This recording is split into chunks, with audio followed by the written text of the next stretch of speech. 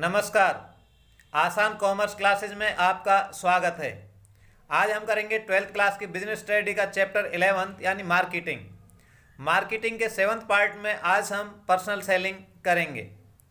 आज के वीडियो में हम meaning, features and importance of personal selling, इसके अलावा differences between personal selling and advertising करेंगे। तो चलिए शुरुआत करते हैं मीनिंग ऑफ पर्सनल सेलिंग से।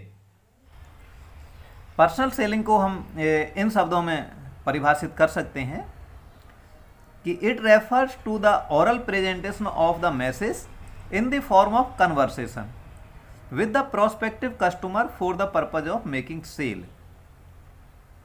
संभावित कस्टमरों के सामने सेल करने के उद्देश्य से मौखिक बातचीत, ये हमारी पर्सनल सेलिंग कहलाती है। तो जैसे कि हम जानते हैं कि हमने देखा भी है, ये कई बार जब भी हम दुकानदार के पास में जाते हैं, उसका सामना होता है, तो आते हमारे हालचाल पूछता है, भाई क्या चीज़ सामान चाहिए पूछता है, तो ये सभी, और फिर वो सामान हमें दिखाने लग जाता है। तो ये सारी जो बातचीत तो सामान के बारे में बताता है। हम कुछ उससे क्वेश्चन करते हैं कि भाई ये सामान का रंग के बारे में, उसकी क्वालिटी के बारे में, उसके प्राइस के बारे में, तो वो सभी हमारी जो क्वेरीज हो उसका जवाब देता है। ये सारी जो बातचीत है, जो सेल करने के लिए बातचीत की जा रही है कस्टमर के सामने एक दुकानदार की, ये सभी हमारी पर्सनल सेलिंग के अंतर्गत आती है। अब पर्सनल सेलिंग के हम देखते हैं फीचर्स। जो फीचर्स है वो हमारी किसी डेफिनेशन में से ही निकल करके आती हैं। अब देखिए इसमें फीचर क्या क्या है। इसको हम फीचर्स को OPQRR इस के शॉर्ट फॉर्म में याद करने के लिए तरीका है, इसको आप याद कर सकते हैं। सबसे पहले ओ से क्या, ओरल कन्वर्सेशन। हमने ये देखा कि ओरल प्रेजेंटेशन हमने इसी में अभी पढ़ी थी अपने डेफिनेशन में ही। तो ये क्या कि जो पर्सनल सेलिंग है क्या, ओरल कन्वर्सेशन रहती है। नेक्स्ट है पर्सनल फोरम। पर्सनल फोरम यहाँ पर दुकानदार और ग्राहक दोनों आमने सामने होते हैं। सेलर और परचेजर दोनों आमने सामने होते हैं, फेस टू फेस होते हैं। नेक्स्ट है क्विक सॉल्यूशन। अब यहाँ पर जो कस्टमर है कोई भी प्रश्न करता है, चाहे कीमत के बारे में करे, कलर के बारे में करे, क्वालिटी के बारे में करे, उनका क्विक सॉल्यूशन यहाँ पर दुकानदार के पास में होता है। नेक्स्ट है रिलेशनशिप। यहाँ पर एक कस्टमर और दुकानदार के बीच में एक दो बार जैसे कोई कस्टमर किसी दुकानदार सामान लाता है तो उनके बीच में एक रिलेशनशिप डेवलप हो जाती है। नेक्स्ट आता है रियल सेल, कि ये एक पर्सनल सेलिंग ऐसी है जिससे कि हम रियल सेल करते हैं। रियल में जो सेल की जाती है वो पर्सनल सेलिंग के बाद में की जाती है। ऐसा कोई सेल नहीं हो सकती वहाँ पर्सनल सेलिंग नहीं हो और सेल हो जाए। कि कोई भी ग्राहक जब आता है तो दुकानदार से सामान के बारे में, जो चीज़ उसे सामान चाहिए उसके बारे में क्वेरी जरूर करता है। तो ये दुकानदार के व्यवहार के ऊपर डिपेंड करता है कि वो कितने अच्छी तरीके से उसकी क्वेरीज को दूर करता है और रियल में सेल वो कर देता है। अब हम देखते हैं कि इसकी इम्पोर्टेंस, रोल और इम्पोर्टेंस ऑफ पर्सनल सेलिंग, कि हमारा इसका रोल क्या है। रोल इसका देख सकते हैं कि importance to the businessman, importance to the customer और इम्पोर्टेंस टू द सोसाइटी। इनके लिए अलग अलग हमारे इसके रोल होता है पर्सनल सेलिंग का। तो सबसे पहले तो इसका बिजनेसमैन के लिए, क्योंकि बिजनेसमैन पर्सनल सेलिंग के द्वारा ही अपने सामान को बेच पाता है। तो इसके क्या इंपॉर्टेंस है। तो पहला इसमें हमारा पॉइंट आता है effective promotion tools. Promotion tool के जैसे और भी हमारे टूल्स हैं मार्केटिंग में, जैसे एडवर्टीजमेंट है, पब्लिसिटी है, सेल्स प्रमोशन है, और ये हमारा क्या है, पर्सनल सेलिंग है। तो इनमें पर्सनल सेलिंग ज़्यादा इफेक्टिव है क्योंकि पर्सनल सेलिंग के द्वारा ही रियल में हम सेल कर पाते हैं। नेक्स्ट है फ्लेक्सिबल टूल। यहाँ पर कस्टमर को देख करके उसके अनुसार जो दुकानदार है वो उसका जो कहने का तरीका वो बदल जाता है। कई बार अमीर, मान लो कोई ज़्यादा पैसे वाला कोई ग्राहक आता है तो उसको महंगे वाला सामान दिखाता है और उसी की तारीफ करता है।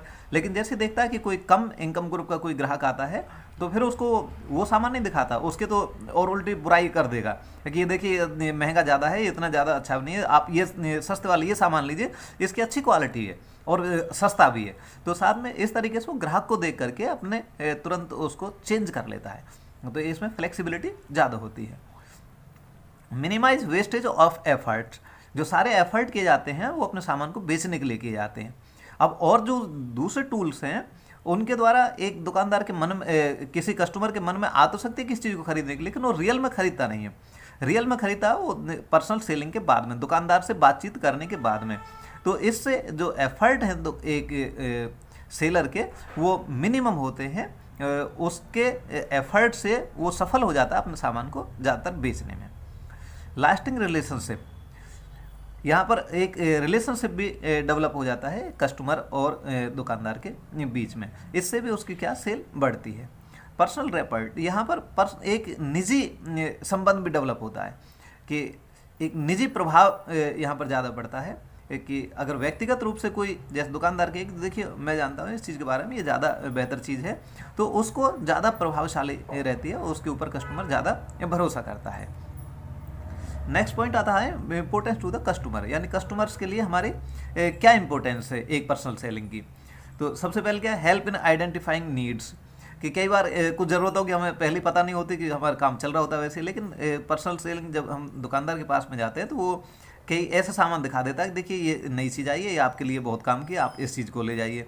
जैसे कि पहले बिना प्रेशर कुकर के काम चल जाता था, लेकिन प्रेशर कुकर आया, उन्होंने ज़रूरत को देखी, देखिए इससे खाना जल्दी बन जाता है, तो वहाँ प्रेशर कुकर चलने लग गया। अब उसकी क्या एक ज़रूरत बन जाती है फिर वो। नेक्स्ट है लेटेस्ट मार्केट इन्फॉर्मेशन, मार्केट में कोई भी चीज़ नई चीज़ आती है तो उसकी इन्फॉर्मेशन दुकानदार को सबसे पहले मिलती है, और वो हो सकता है कि उसकी एडवर्टीजमेंट बाद में अखबारों में या टीवी पर उसकी बाद में एडवर्टीजमेंट आए, लेकिन कई बार पहले जब सामान आ जाता है तो दुकानदार उसकी इन्फॉर्मेशन ग्राहकों को सबसे पहले देते हैं। तो मार्केट की इन्फॉर्मेशन हमें कस्टमर्स को एक पर्सनल सेलिंग के द्वारा मिल जाती है। एक्सपर्ट एडवाइस, अब दुकानदार के पास में कई तरह की चीज़ें होती हैं, वो सभी के प्लस माइनस ग्राहकों को बताता है कि जो एडवाइस अगर हम जैसे उस फिर कस्टमर अल्टीमेटली दुकानदार से कहता है भाई आप ही बताइए इनमें से कौन सा ज़्यादा बेटर रहेगा, तो वहाँ जो एडवाइस देता है हम उसकी एडवाइस को ज़्यादा महत्व देते हैं। इंड्यूसेज कस्टमर्स, अब कस्टमर को एक प्रेरित करना किस चीज़ को खरीदने के लिए, जैसे कि अब ये वैक्यूम क्लीनर है, अब वो अभी नया नया मार्केट में आया है, कस्टमर को उसकी ज़रूरत भी नहीं, लेकिन उसकी क्या है कि कस्टमर को बताएगा कि भाई आप इस चीज़ को लीजिए, तो उस चीज़ को खरीदने से कस्टमर के क्या एक स्टैंडर्ड ऑफ लिविंग है वो भी इम्प्रूव होता है। तो इससे कस्टमर को प्रेरित किया जाता है पर्सनल सेलिंग से कोई भी चीज़ सामान खरीदने के लिए। नेक्स्ट पॉइंट आता है हमारा कन्वर्ट, ये इम्पोर्टेंस टू द सोसाइटी। अब सोसाइटी के लिए क्या इम्पोर्टेंस है पर्सनल सेलिंग की, convert latent demand into effective demand. इसको अगर हम पूरा पॉइंट करें तो इसमें क्या आएगा, ये लेटेंट डिमांड क्या है, किस चीज़ की छुपी हुई मांग है वो, यानी रियल में मांग नहीं है, लोग उस चीज़ को ले नहीं रहे हैं, लेकिन वो चाहते हैं अगर ऐसी चीज़ हो तो कोई ले लेते। तो जैसे हमने अभी यहाँ पर एग्जांपल लिया था एक वैक्यूम क्लीनर का, अब झाड़ू से काम चल रहा था, लेकिन उसके बाद में अगर कोई वैक्यूम क्लीनर आता है तो इससे क्या है, जो दुकानदार है वो ग्राहकों को बताएगा देखिए इससे कम समय लगेगा और सफाई इससे अच्छी हो जाएगी, तो उसकी डिमांड बढ़ जाती है। डिमांड बढ़ जाती है तो फिर उसका प्रोडक्शन बढ़ता है, उससे लोगों को रोजगार मिलता है। तो इस तरीके से जो लेटेंट डिमांड है उसको भी इफेक्टिव डिमांड में कन्वर्ट कर दिया जाता है। नेक्स्ट पॉइंट है एम्प्लॉयमेंट अपॉर्चुनिटी, यानी लोगों को इससे रोजगार की काफ़ी अवसर प्राप्त होते हैं। नेक्स्ट है कैरियर अपॉर्चुनिटी, अब रोजगार तो मिलता ही मिलता है, लेकिन इसको एक कैरियर के रूप में आदमी इसमें काफ़ी आगे तक अपना कैरियर भी बना सकता है, क्योंकि केवल एक सेल्समैन नहीं है, सेल्समैन के बाद में एरिया सुपरवाइजर भी उसमें बन सकते हैं, वहाँ पर मैनेजर भी बन सकते हैं, तो सेल्स में भी काफ़ी हमारे अपॉर्चुनिटीज़ होती हैं।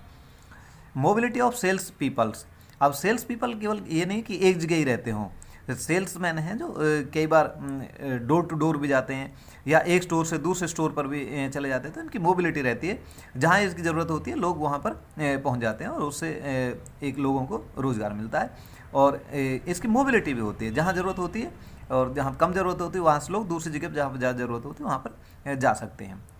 प्रोडक्ट स्टैंडर्डाइजेशन, इसमें क्या है कि ग्राहकों से उनकी ज़रूरतों के बारे में जानकारी मिलती है और वो जानकारी फिर मैन्युफैक्चरर्स को दी जाती है कि देखिए इस टेंडर का लोग सामान चाहते हैं, आप इस तरह के जो मैन्युफैक्चरिंग करें, तो मैन्युफैक्चरर को सुविधा रहती है पर्सनल सेलिंग के द्वारा ग्राहकों की इच्छा जानने में, तो उसी से वो फिर अपने जो प्रोडक्ट है उसको स्टैंडर्डाइजेशन करते हैं और अलग अलग स्टैंडर्ड का फिर माल वो तैयार करते हैं।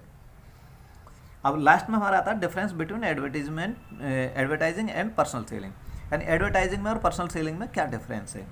तो सबसे पहला फॉर्म का मतलब क्या, एडवर्टीजमेंट एक नॉन पर्सनल फॉर्म है कि यहाँ पर एडवर्टीजमेंट करने वाले के सामने सुनने वाले को जरूर नहीं है आमने सामने ही हो, यहाँ पर एडवर्टीजमेंट एक बार हो जाती है फिर वही टीवी पर आती रहती है, लोग उसे देखते रहते हैं सुनते रहते हैं।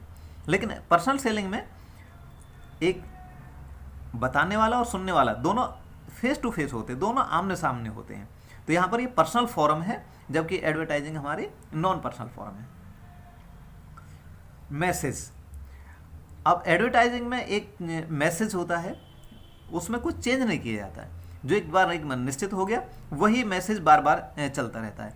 लेकिन पर्सनल सेलिंग में जो मैसेज है वो चेंज हो जाता है, जैसे ग्राहक देता है ग्राहक के अनुसार अपनी बातचीत में वो परिवर्तन कर लेते हैं। इसमें फ्लेक्सिबल ज़्यादा होता है।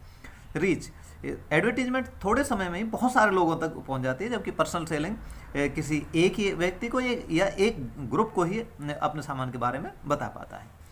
कॉस्ट, एडवर्टाइजमेंट कॉस्ट जो कम पड़ती है कि क्योंकि एक बार में ये एडवर्टीजमेंट बहुत ज़्यादातर लोगों तक वो पहुंच जाती है, इससे उसकी कॉस्ट कम आती है। जबकि पर्सनल सेलिंग में जो सेल्समैन है वो कुछ ही लोगों को बता पाता है और उसकी जो सैलरी है वो उसकी कंपेरेटिवली में काफ़ी ज़्यादा बनती है और बार बार उसको हमें हर महीने सैलरी उसे देनी होती है। तो इस तरीके से जो पर्सनल सेलिंग है उसकी कॉस्ट कहीं ज़्यादा आती है। टाइम, एडवर्टाइजमेंट का काफ़ी कम टाइम होता है, एक कम टाइम में ही अपनी पूरी बात कहनी होती है जिससे कि हम अपने संभावित ग्राहकों को प्रभावित कर पाएँ।